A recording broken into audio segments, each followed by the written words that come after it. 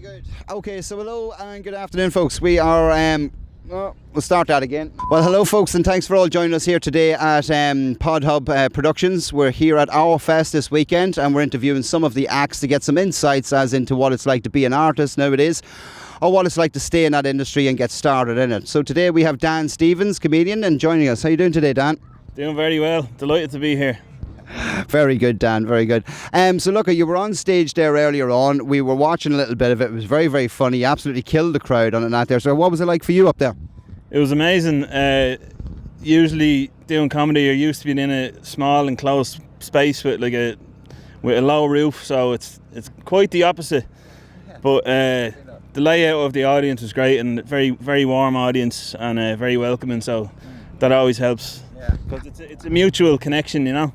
Absolutely. They have to be into it, and you have to be into it as well, so it was definitely there. I loved it.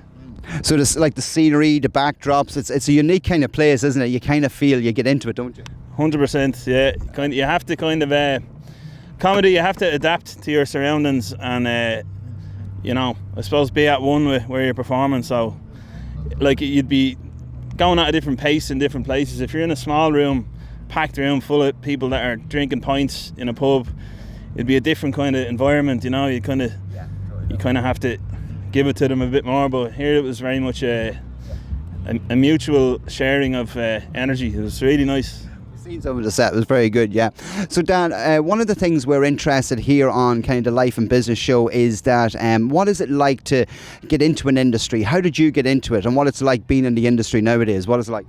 Well, a lot of people talk about wanting to do it, and they do try it, and they might get scared off in the first few gigs. You start off with small open mics, and the first thing that you have to get used to is the nerves of being in front of people talking. That's the first thing, and I don't have a history of that. I'm an electrician by trade, so I do that now kind of part-time and do the comedy funded by that. I travel around doing it, but it kind of goes in stages. The first thing you get over is the stage fright and the nerves, and then you start to find your voice a bit, get comfortable on stage. I find that it kind of goes in stages, that once you can shake the nerves, then you can focus on delivering the material well, and then you can start to kind of find what works and find your voice and find your style.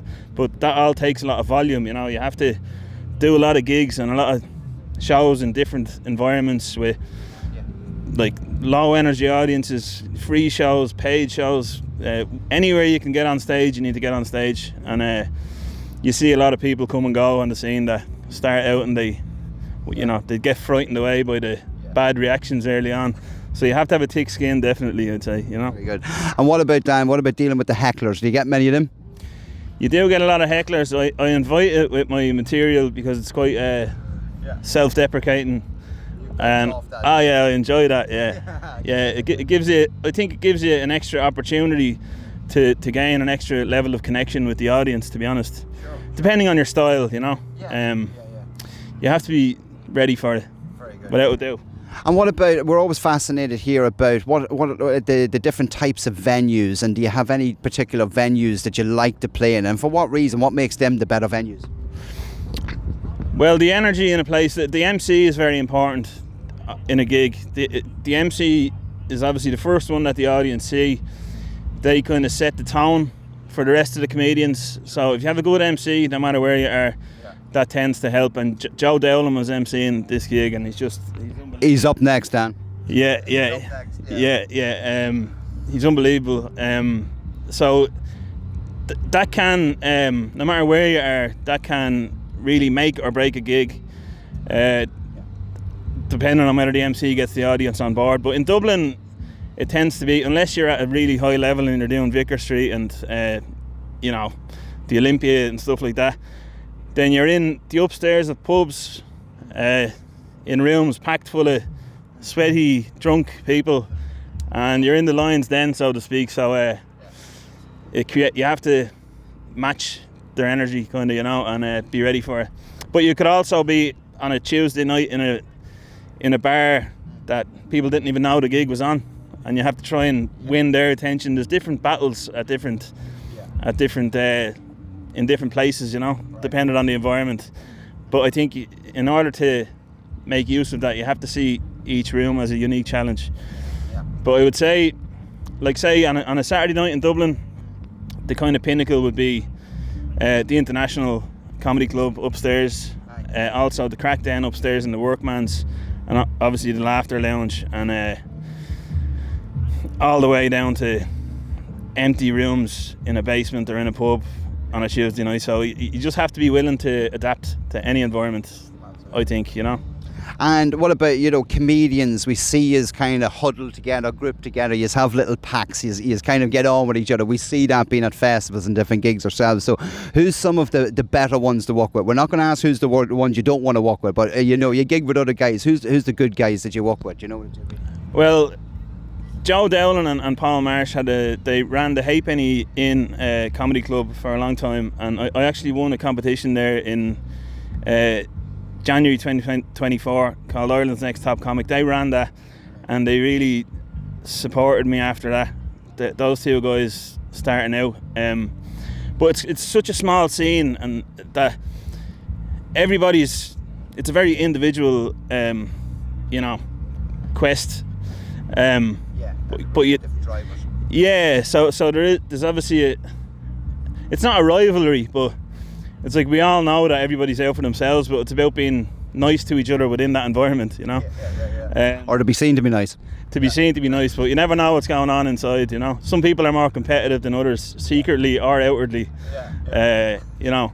So it's such a small scene that whereas I did a lot of shows in Florida, along the west coast of Florida, and that's so spread out, and there's so many different towns and cities with different clubs in them, so you don't have the same level of camaraderie as you do in Dublin, because you're seeing the same people all the time, and I think if there is a bad apple or a bad egg, they kind of stick out, so you know, there's no hiding.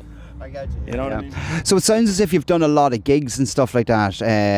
How many have you done, and how did you actually really get in? And when was the first gig? The first gig was at an open mic called Giggles Open Mic in Bagot Street, run by a guy called Bill Connery, an American guy. The people who run the open mics are the kind of, I think, the unsung heroes of the comedy scene, because they give up their time, they create the space for people to try jokes, whether it's bigger comedians trying jokes or newer comedians kind of finding their voice. So those guys, that's where I did my first one, and I've probably done about, I'd say, 300 or 400 gigs now, all around the place in America, in Edinburgh, London. I kind of take time, if I have a bit of a quiet spot in Dublin for a few weeks, I'll go elsewhere and practice there. It's an addiction, for sure. Very good. Okay, excellent. And can you tell us now, where's the next couple of gigs? Where will we actually see you next around? The next big gig is probably the show that myself and my friend and fellow comedian Rob Nodder, we have a show called MWA. It's a play on NWA. It's Mullets with Attitude. And we're bringing that to the full run of Edinburgh Fringe Festival, and we have a kind of a preview show in the Crackdown Comedy Club on Sunday the 20th of July. I'll be in Limerick next week at Mic Drop Comedy. There's a few around. I'd be everywhere around Ireland, and the Instagram is really where you'd see it. All right, very good. And for people who want to book with you, people who want to work with you and stuff like that, how do we get in contact? How do we actually book you? So Instagram mainly, it's danstevens.comedy, Stevens with a PH in the middle. Usually bookings are done on Instagram or through WhatsApp, maybe, if you know someone a bit better, but Instagram is where it all happens. That's why it's I'd say unfortunately it's necessary to be, you know, by the phone and keeping active, and you have to put out reels as well, and I've been trying to do more of that lately, and trying to find your voice online as well as on stage, because more and more these days acts get booked by their follower count, rather than anything else, but because it sells more tickets, they have more reach, so it's a mixture of finding the online material as well as being out there, but danstevens.comedy on Instagram. That's where I'd be advertising my gigs and putting out my reels and all that sort of stuff. Very good. Excellent. Well, look at that. That's been really great. A good insight as into the industry, how you get into it, what's the ups and downs of it and stuff like that there. So look, thanks very much for your time today. We really do appreciate it. And we hope to see you here again soon, yeah? Okay.